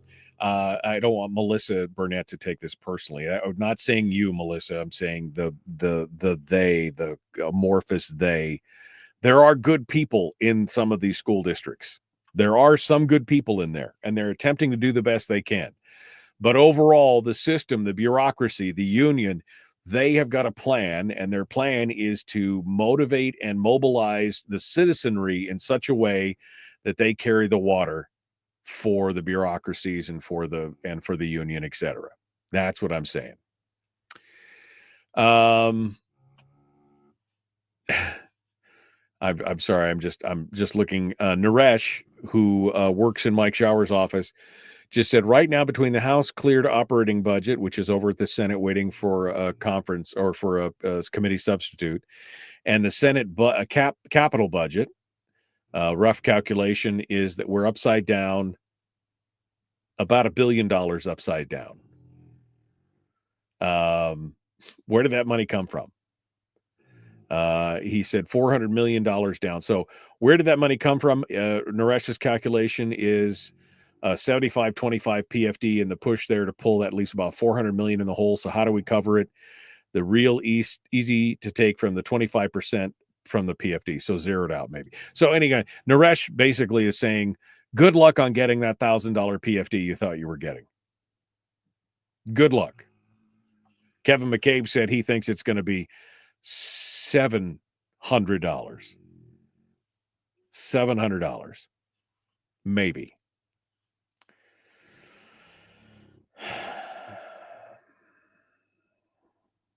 And then Randy. I can't. I just can't today. Let's go over to the this piece by Senator Mike Cronk. And as much as I was a little disappointed when Mike was on the program here a couple of weeks ago, because I asked him specifically, would he support putting an increase to education funding in the BSA or outside the BSA? And he was a bit wishy-washy on it. I'll be honest. He was like, well, no, I could, again, the problem, and for those of you who don't understand when I say inside or outside the formula, the problem is that any monies that are put inside the formula, inside the base student allocation, are automatically there in perpetuity going forward. If we increase spending in the BSA by $200 million a year, it's there forever. Next year, we're on the hook. And the year after, we're on the hook. And the year after that, we're on the hook. And in some ways, there'll be an inflation proofing measure in there somewhere, so it'll be even more as we go forward. If it's outside the BSA, it could be a one-time thing. And then next year we could have the discussion, do we still need to have another, do we still need to have another increase? Do we still need to have another payment outside the BSA? I mean, it keeps it on the table for discussions every year instead of set it and forget it. What the school boards and the unions want is they want it set in stone, and they want it set in stone forever, so they know it's there no matter what, regardless of what else is going on in state spending. Now, again, $1 billion upside down, folks. $1 billion. And I think some of the rhetoric that we've had for the last 2 months is numbing people's minds on how big $1 billion is. They act like we've got $1.5 billion underfunded. It's no big thing, or we're $1 billion, or we're 500 million. That is a pile of money. And when we look at adding another 100 million or so cut out of our operations, we put it in today, we take it out tomorrow in the finance committee and other areas. We don't have any choice. It's not a matter of what we want to do, is what we have to do. And that 100 million that he's talking about, that's they wanted to put in 175 million with this $1,000 BSA increase, 178 million dollars. It's only $200 million. Just pony up. Just take it from the dividend. Just take it from whatever. Mike Kronk has got this piece in Must Read. And he said, he puts a caveat at the beginning. When I'm referencing the NEA below, I'm not focusing on the thousands of teachers and support staffs who are members. I'm focusing on the leadership. And then he calls out.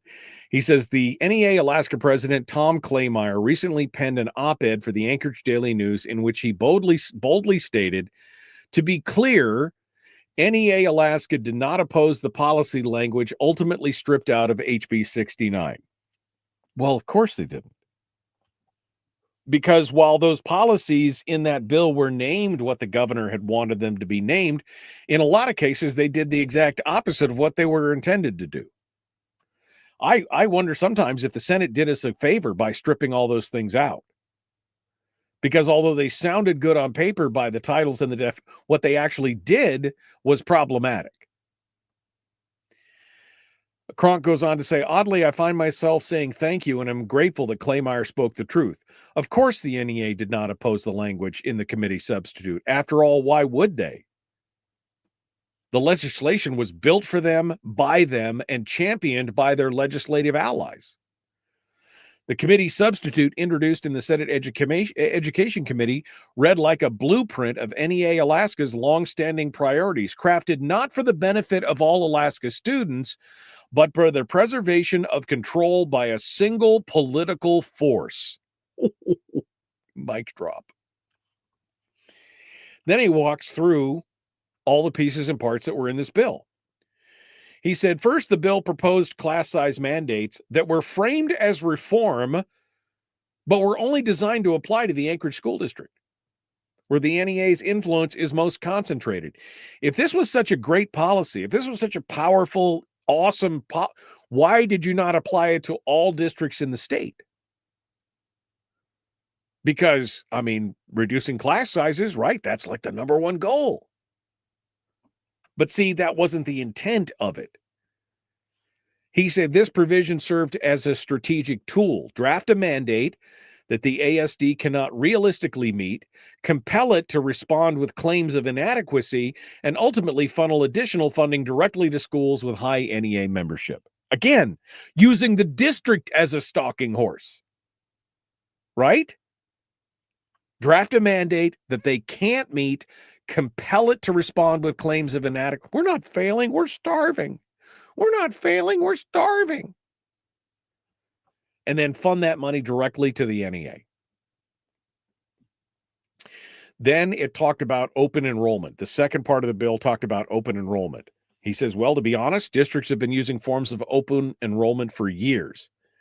It offered no tangible change to student opportunity, but served as a political checkbox to try and garner support from the administration who's seeking to codify existing practices into law. Because we're already doing it. They just wanted to put it in law. Then the charter school provision, which was really an illusion, he says, to put it mildly. The charter school provisions was packed with fiscal speak, legal language, deadlines, despite a significant public appetite for expanding school choice, and especially in charter schools, and having a different authoring authority, a different check body that could authorize charter schools, because the school districts, they don't want to give up that power because they want to have ultimate control. Instead of that, the bill offered a depth of language that did little to strengthen access, support innovation, or protect the autonomy of charter schools. Again, a big swing and a miss. And he goes on to say, fourth and final, the most discriminatory and damaging aspect of HB 69, a direct attack on Alaska's correspondence families. Under the original bill, families using state-approved correspondence programs could be denied access to their allotment if their child opted out of standardized testing. And we've heard that, right? Why are these kids, why would they get to, we should take their money. I saw that on Facebook. That was an actual post somebody put on Facebook. But Kronk points out, let's be clear. Alaska statute allows all students to opt out of standardized testing. Every student in every school, correspondence, brick and mortar, charter, magnet, whatever, they all have the opportunity to opt out. Yet this bill would punish only one group, correspondence families. Why? Because they are the enemy. Because correspondence schools now account for almost 30% of the schooling in the state. Right? 26,000 homeschoolers. That's a huge number. When you're talking about 120,000 students, it's a huge number. And they're terrified of them. And instead, they're going to punish the one group while all the other public school students who exercise the same legal right would have no consequences, no funding loss, and no interference on their educational path. The school districts and the unions do not want homeschool. They want anything, any alternative to what they've laid in front of you is anathema to them.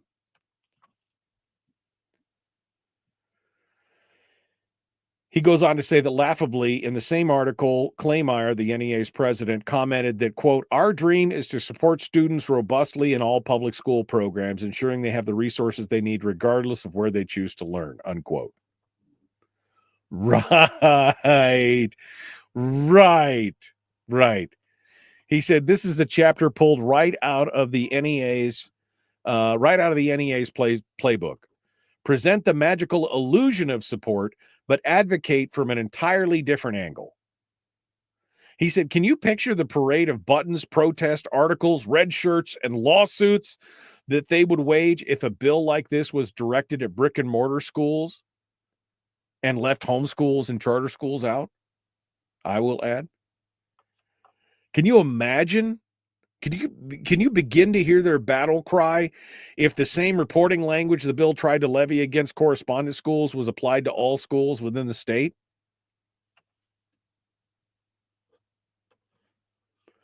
He goes on to say the funds certainly did not stop there, as the bill initially included the creation of a biased education task force, one lacking balance and objectivity and stacked with NEA-aligned members, giving the union a long-term mechanism to shape public education policy and direct resources toward institutions it favored. Correspondence schools, charter programs, residential schools, and alternative models would likely have been excluded from any meaningful support. So yes, Tom Kleinmeyer, we genuinely thank you for confirming in writing exactly what Governor Dunleavy said. HB 69 is your dream bill. designed not for Alaskan children, but for one system, one narrative, and one organization to maintain its grip on power. This is a great piece. This is a great piece, and you should all be going out there and reading it and sharing it with your friends, because this lays it out. That's why I was saying earlier, and Melissa was getting upset that I was trying to say, it's intentional. They are doing it on purpose. They know exactly what they're doing. They're running the playbook, and they're using school districts. They're using parents. They're using, kids, all these kids that go out and protest they're doing it all on purpose. Somebody just said, can you end the show today on a good note? I'm sorry. I'm not trying to get Dauber down. I'm just saying we got to point out exactly what's happening here. And Kronk's article delineates every aspect of it much better than I could. I really appreciate him writing that piece. Here's the thing. My final thought before this segment is over. It's always more, folks. And like Lisa was saying earlier, what if we run out the PFD and then there'll be a tax. And the problem is, and this is Randy's issue as well, we should only get a dividend of what's left over. There will never be anything left over. There will never be any money left over, because it's always about more. MOAR, more. Whatever it is, however much is there, they're going to spend it. Expecting them to discover fiscal discipline by giving them more money is a recipe for further disaster. Folks, this is it. They are pulling the strings behind the scenes. The bureaucracies, both in the school districts themselves and in the school boards, are complicit in a lot of ways. Sometimes they're duped. Sometimes they're complicit. But they have had the money. They've known this was coming. They knew this is what the future looked like, and they refuse to do anything about it but expect Uncle State of Alaska to continue to bail them out. Please, Uncle Sugar, please give us more. And the next thing you'll hear is, tax me harder, Daddy. That's the next thing you'll hear. But we don't yet live in a world where the Alaska people are ready for themselves to invest in their state government. That's what you'll hear. Tax me harder, Daddy. Oh, you need to invest in your state government. You Alaskans, you've been getting a free ride for a long time. Now you need to pay your fair share.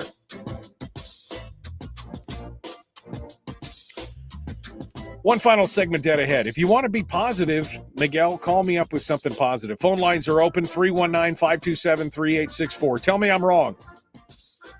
Tell me I'm wrong. Phone calls up next if you call in. Otherwise, I'm just going to keep going. Back with more after this.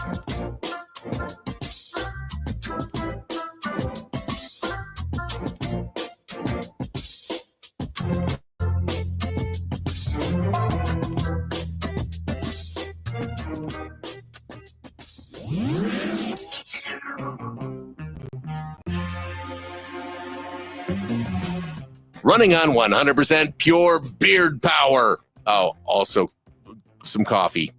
We dip our beard in coffee. Ha, nice beard. The Michael Duke Show.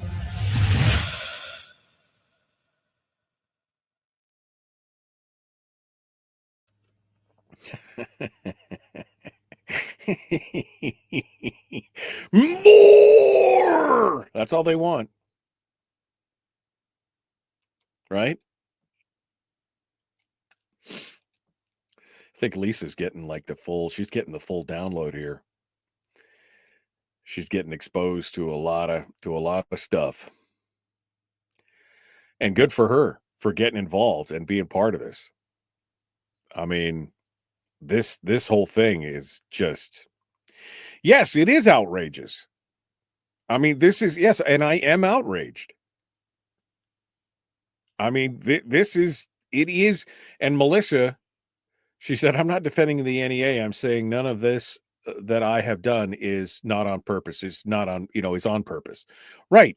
Now, I'm not saying you specifically. I'm saying the whole system, the bureaucracy and the leadership, especially at the NRA or at the NRA, the NEA, is they're doing this.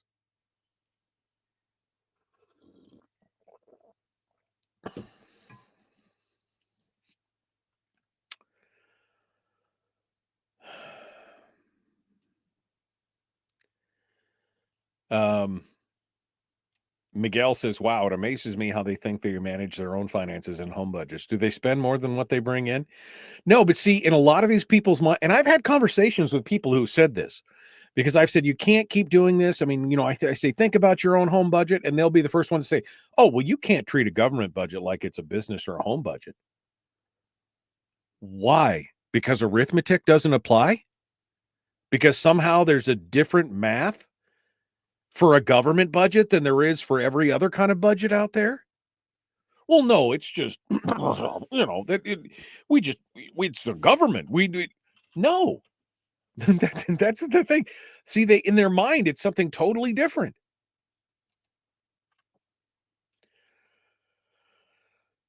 And Randy going on and on about, this is the argument that he made 10 years ago. The amount of the PFD should only be as big as the state budget surplus. When we didn't have a balanced budget, Randy. We balanced it out of savings. We balanced it out of the PFD. You're basically saying give them all the money they want and they'll learn fiscal discipline one day by giving them all the money they want.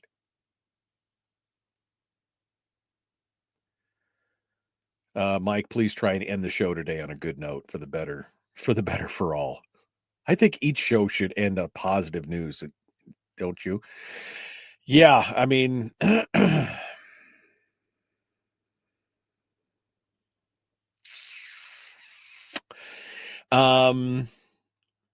Lisa said she didn't know that you could opt out.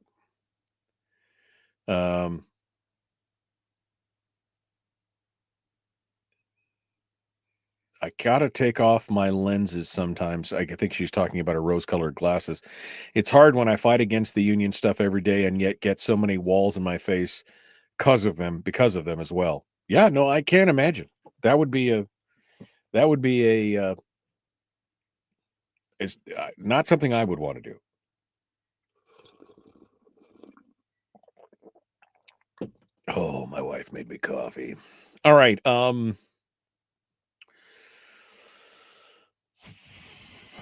Positive news.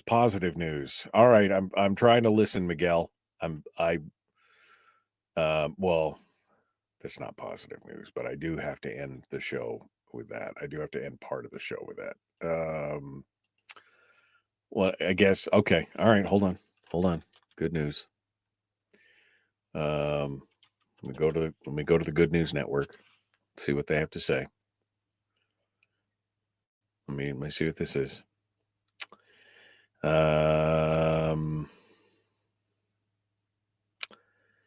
Let's see. Earth Day. Perseverance. Oh, there we go. Do that. That's right. Perseverance. First with the guest right. Tonight, peak. Oh, it's the Lyrid meteor shower. Oh, that was 2 days ago. Dang it.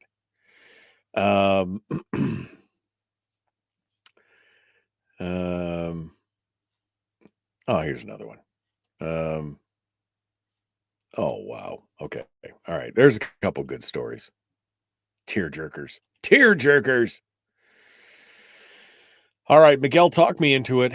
I got one more story before I get to the good news.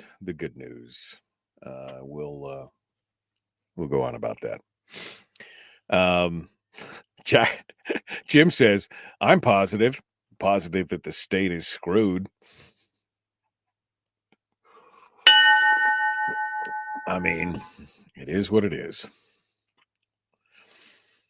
Yeah. Positive news is that RFK will be taking red dye number 2 out of circulation.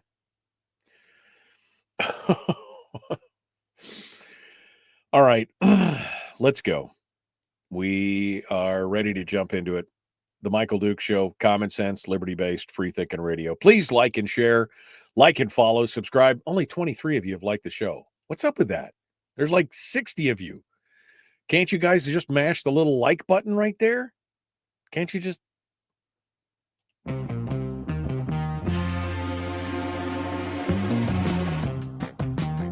The Michael Duke Show. Seriously humorous with a pinch of intellect. Sorry. That is humorous. Here's Michael Dukes. Okay, so I got no phone calls. Nobody wanted to call in and challenge me or talk to me or talk me off the ledge. So I've got a couple pieces of good news because they're right. Miguel is in the chat room and he's right. We should have some good. We should finish up the day with some good news. Before we do that, though, I do have one piece of sad news.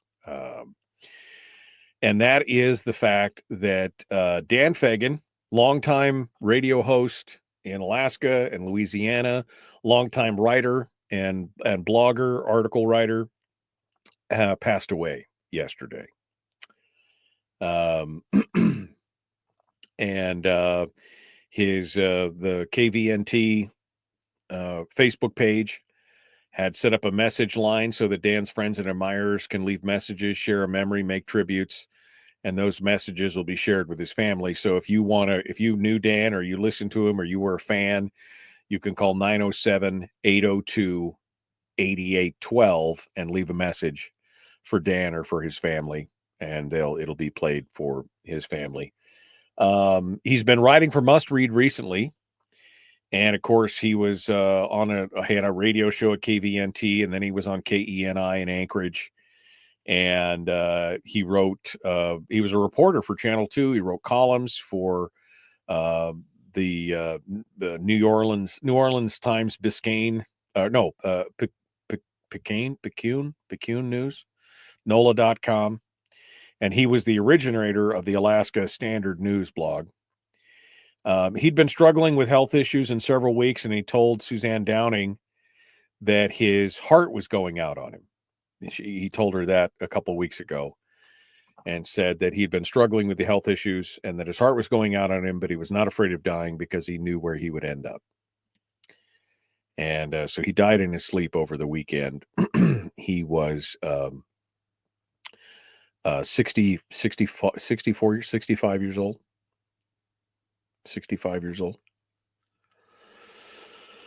So sad news for Dan Fagan. Dan and I didn't agree on a lot of things. I mean, we had some agreements in principle on certain things. I didn't always agree with the way that he tackled things, but he was a good, strong, solid conservative voice, and he was a good cat. And it's a sad passing when you see, somebody, especially one of your he's not my he's 10 years older than I am, but he's one of your colleagues, I guess is the word I was looking for, not contemporaries, but colleagues. Puts it all in perspective, don't it? Puts it all in perspective. So sad day for Dan Fagan and his family. Thoughts and prayers out for them as well. So your good news for today. In celebration of National Donate Life Month in April comes an inspiring story of two old friends who were reunited through grief and kindness and ended up creating the perfect plan. 15 years ago, Angie Lynchard moved across the street from Marianne Carroll in Columbia, Maryland. Their sons, Jared and Philip, soon became best friends. He said they were practically inseparable, spending all their time together. But they moved just 3 years later, and the families lost touch with only sparse social media contact. Jared and Philip grew into adults, and Jared joined the Marines. And then a year ago, tragedy struck when he died suddenly, 23 years old. Marianne came by after Jared passed away to offer condolences and bring me a prayer shawl, said Angie.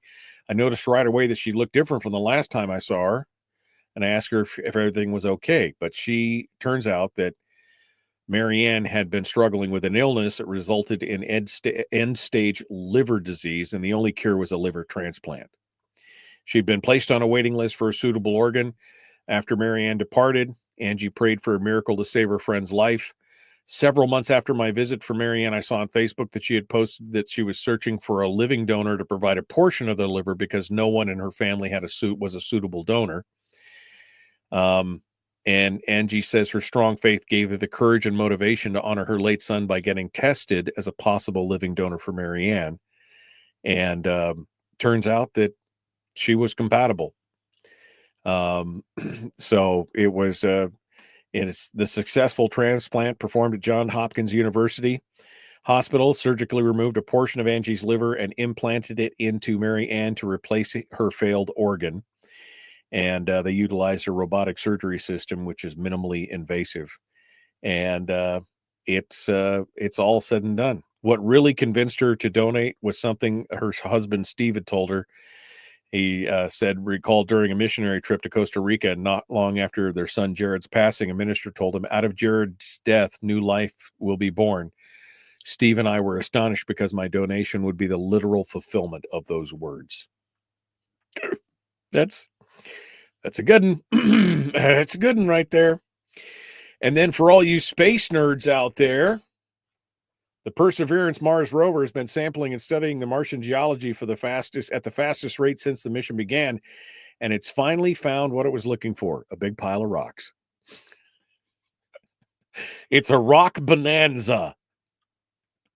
We'll get into that as well. Okay, all right. I see I got Randy on the phone. Let me go over to the phones. I'll do it. Hopefully Randy doesn't try and spin me up too much. Let's go over here and see what Randy has to say. Good morning, Randy. What's on your mind?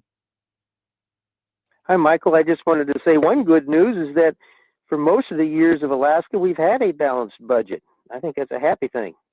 If you define a balanced budget as sucking a ton of money out of the savings account to cover the cost, that's not a balanced budget. I mean, it's technically balanced. No, a balanced budget is where we don't have to draw out of savings like the CBR. Well, but we've been doing that for years, so I don't know. I mean, we started doing that in the 2010s and have done it almost every year. And then we balanced the rest of it off the back of the PFD. So technically that's not correct. I mean, if we draw it from the CBR or we draw it from the permanent fund dividend, either one of those is not a balanced budget. Technically. I mean, technically, I suppose by the very definition it is because we don't have any deficit. But by taking it from savings or from the PFD, you're not living within your means.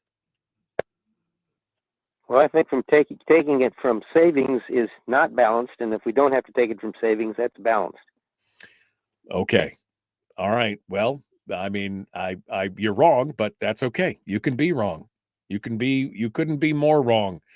If they're taking it from the PFD, that's just as bad as taking it from savings because both is unsustainable because these people cannot learn to live within their means. That's the problem, Randy.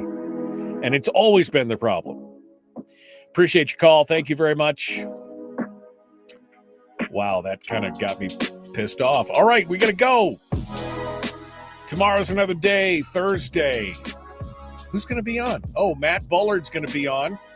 And Stacy Schultz is booking. We got a full show tomorrow. We'll see you then. Be kind, love one another, live well. The Michael Duke Show.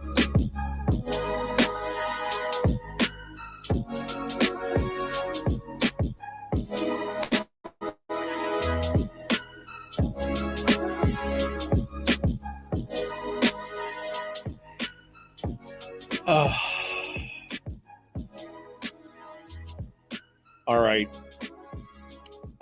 We are, outdoor show this weekend at the Carlson Center. And I will be there. Come on out.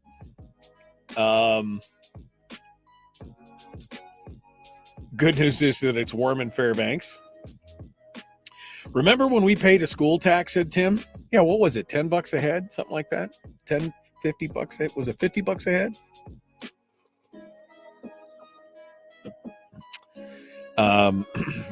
Frank said he was distracted from liking the show because of the rant. Have I contacted the repeal RCV folks? I have not.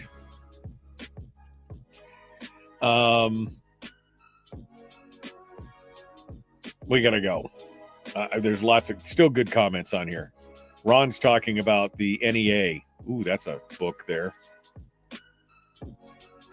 NEA must go away. I agree with that. All right, folks, we got to go. Be kind, love one another, live well. We'll see you tomorrow.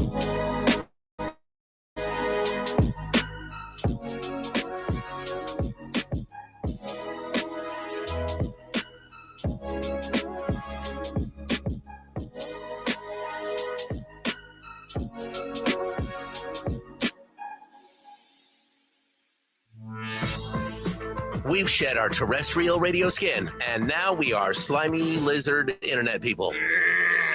It's the Michael Duke Show.